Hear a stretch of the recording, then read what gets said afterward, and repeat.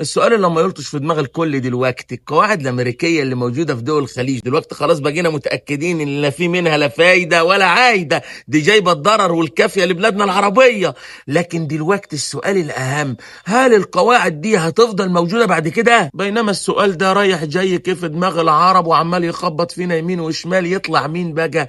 يطلع المعلم كوهين بكل بجاحه على تويتر. كوهين بتاع اللي ما يتسموا يقول لك ايه بقى؟ قال لك احنا في الصراع ما عندناش قواعد امريكيه زي اللي في الخليج، نشكر ربنا، على اساس انه يعرف ربنا. يعني تخيلوا يا جماعه، حليف امريكا وانتيمها الاول في المنطقه، حليفها ايه ده؟ اسراء دي كانها هي امريكا نفسها، ما عندهمش قواعد امريكيه. واحنا بلادنا العربيه، بلادنا ايه العربيه، عندها قواعد جايه لها منها الكافيه. خدوا بقى يا اخوات العمده الفاتوره اللي دفعتها امريكا لحد النهارده بعد 15 يوم من المواجهه مع ايران. خسائر امريكا جديده، الخسائر اللي هم قالوها بلسانهم، وطبعا في الحرب ما حدش بيقول الحقيقه. قال لك ايه بقى؟ بص عندك 15 جندي اتكلوا على الله، 4 طيارات اف 15 وقعوا هم التانيين على الارض، طيارتين تزود بالوقود كي سي 135 طاروا في الهواء، 9 طيارات بدون طيار درونز اتفرتكوا، 3 قواعد رادارات و6 مناطق عسكريه اتمسحوا.